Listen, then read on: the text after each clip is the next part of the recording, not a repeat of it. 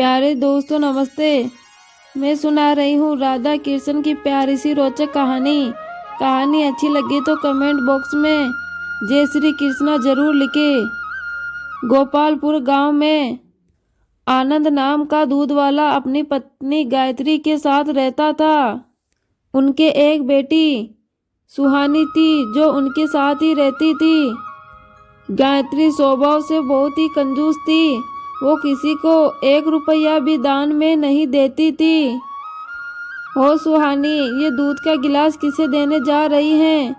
माँ, वो बाहर एक बूढ़ी माँ खड़ी हुई है, उसे बहुत भूख लगी है।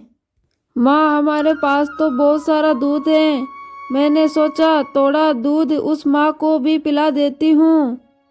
बड़ी आई गरीबों में दूध बांटने वाली, ला इधर ला इधर ला। पता है कितना महंगा दूध है ये, पाव भर दूध ऐसे ही दे दूं। तू जा गांव में ये मक्खन बेच कर आ। कल सुबह मैं मक्खन बेचने गई तो मेरे पैरों में अभी तक दर्द हो रहा है। और कभी कोई कहे कि मक्खन के पैसे तेरे पापा को दे देंगे तो तू साफ मना कर देना।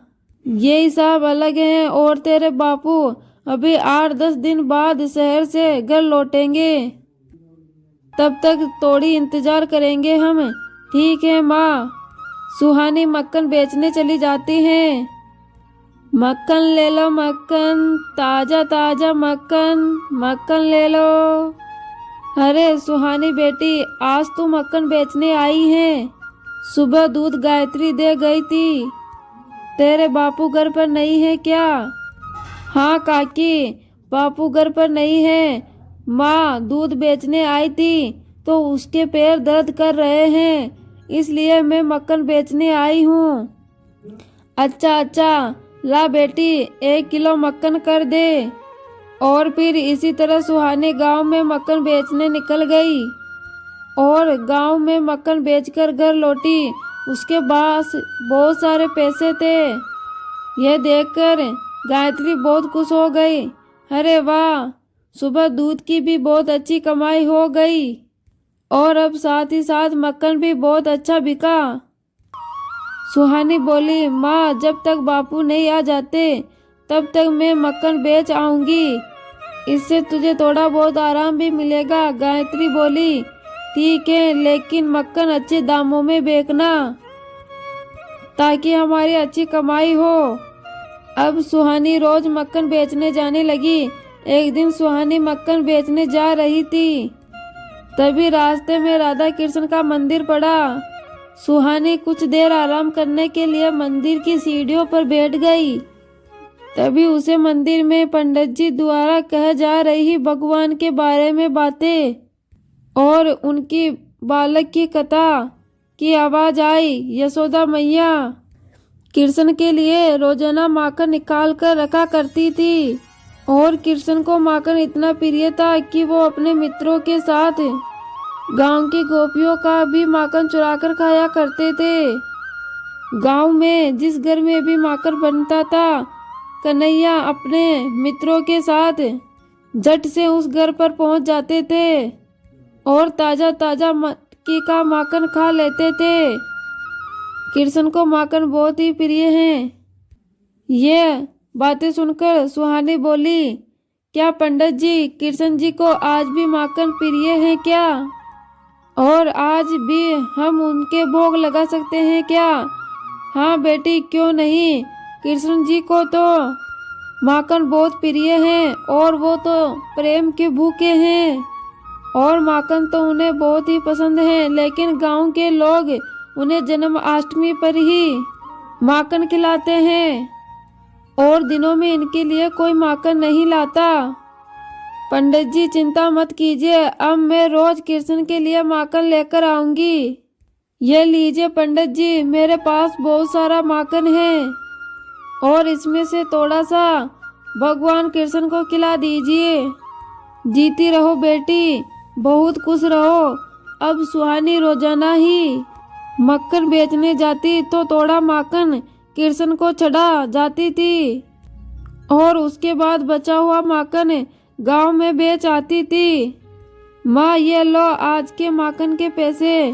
क्या बात है सुहानी, आजकल तू तो माखन के बहुत कम पैसे देने लगी है, कहीं तू पैसों को खर्च तो नहीं कर देती?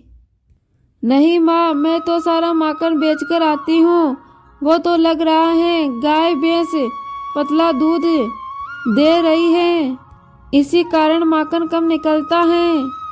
गायत्री अपने मन में सोचती है कुछ तो गड़बड़ है, मुझे इसका पीछा करना ही होगा और ये मेरे से झूठ बोल रही है। गायत्री सुहानी का पीछा करती है। गायत्री सुहानी जैसे ही मंदिर की सीढ़ियों के पास रुकती है, गायत्री झट से उसका हाथ पकड़ लेती है। ये तू मंदिर में कहाँ जा रही है? मैं तो तुझे माखन बेचने के लिए बेचती हूँ, और या फिर तुझे यहाँ खेलने के लिए?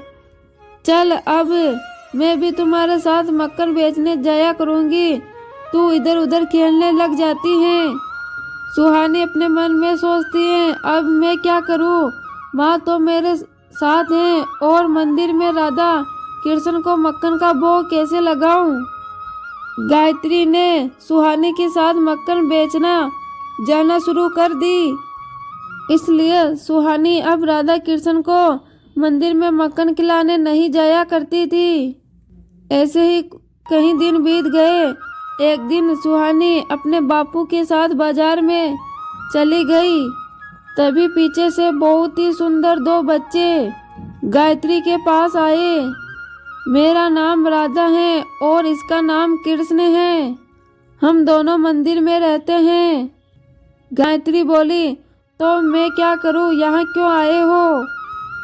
राधा बोली, सुहानी हमें रोज माखन खिलाने मंदिर आया करती थी, पर कुछ दिनों से वो नहीं आ रही थी, इसलिए हम दोनों खुद ही आ गए। कृष्ण बोला, हाँ मैंने तो बहुत दिनों से माखन खाया ही नहीं। गायत्री बोली, अच्छा तो तुम दोनों ने सुहानी को माखन के पैसे दिए थे? नहीं, हमने माखन के पैसे नहीं दिए। अच्छा, तभी मैं कहूँ माखन के इतने पैसे कम क्यों आ रहे हैं? मुफ्त का माखन नहीं है हमारे पास, अगर तुम्हारे पास पैसे हैं तभी तुम्हें माखन मिलेगा। और हाँ, इतने दिनों से तुम दोनों ने माखन खाए हैं ना, मैं उनके भी पैसे वसूल कर कर ही रहूंगी। लाओ पैसे दो। कान्हा बोला, हमारे पास पैसे नहीं हैं, लेकिन हाँ हमारे पास ये सोने के कड़े हैं, आप इन्हें रख लो। गायत्री बोली, अरे वाह, माखन के लिए सोने के कड़े, ये तो सोने पे सुहागा हो गया। हाँ हाँ रुको, मैं अभी तुम्हें माखन देती हूँ। गायत्री की खुशी का ठिकाना नहीं था। थोड़े से माखन के लिए उन्हें बहुत ही अच्छे सोने के कड़े मिल रहे थे। कुछ देर बाद सुहानी और उसके बापू घर लौटते हैं। गायत्री उनको कड़े दिखाती है, वो कड़े देखकर सुहानी चौंक जाती है। माँ, ये तो राधा कृष्ण के हाथों के कड़े हैं। मंदिर में जो मूर्ति है राधा कृष्ण ने ये कड़े पहने हुए हैं। तुमने ये क्या कर दिया माँ? राधा कृष्ण स्वयं हमारे द्वार पर माखन खाने आए थे और तुमने उनसे ये कड़े ले लिए। सुहानी के बापू बोले, गायत्री, भगवान तो प्रेम के भूखे हैं और तूने माखन भगवान को बेच दिया।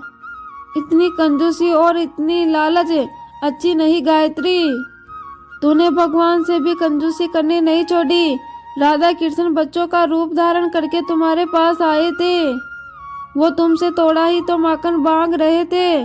तूने बहुत गलत किया गायत्री, बहुत ही गलत किया। वो तो भगवान थे और किसी साधारण बच्चे के साथ भी तुम्हें ऐसा व्यवहार नहीं करना चाहिए था। बच्चे भी भगवान का रूप होते हैं गायत्री। गायत्री रोते हुए बोली, मैंने ये क्या कर दिया? मैं जानती थी सोने का भाव ज्यादा है, फिर भी मैंने उनसे सोने के कड़े ले लिए। मैंने उन्हें साधारण बच्चे समझ के लूट लिया। हे भगवान, मुझे क्षमा कर दो, मुझे बहुत बड़ा पाप हो गया। सुहानी, चल बेटा मंदिर चल, मैं राधा कृष्ण से क्षमा मांगूंगी और खुद उनके हाथों में ये कड़े पहनाऊंगी। गायत्री अपनी बेटी और अपने पति के साथ मंदिर चल जाती है। वो मंदिर में जाके देखती हैं कि राधा कृष्ण के हाथ खाली हैं, उनके हाथों में कड़े नहीं हैं। उनकी आंखों से आंसू छलकते हैं। वो रोते रोते राधा कृष्ण को हाथों में कड़े पहनाती हैं। मेरी भूल क्षमा कर दो भगवान, मुझसे गलती हो गई, मुझे दर्शन दो भगवान, मुझे दर्शन दो। गायत्री की प्रार्थना पर राधा कृष्ण उसे दर्शन देते हैं। गायत्री, सुहानी और आनंद राधा कृष्ण के हाथ जोड़कर क्षमा मांगते हैं और राधा कृष्ण उन तीनों को आशीर्वाद देकर अंतर ध्यान हो जाते हैं। और उस दिन से गायत्री ने कंजूसी करना छोड़ दिया। गायत्री अब सुहानी के साथ रोजाना माखन का पहला भोग राधा कृष्ण को चढ़ाया करती थी। उसके पश्चात ही वो गांव में माखन बेचा करती थी। गायत्री अब गरीब लोगों की भी मदद करना शुरू कर दी और अब वो दान पुण्य करने में लग गई। तो प्यारे दोस्तों, ये थी राधा कृष्ण की रोचक कहानी अच्छी लगी हो तो कमेंट बॉक्स में कमेंट करके ज़रूर बताएं। धन्यवाद।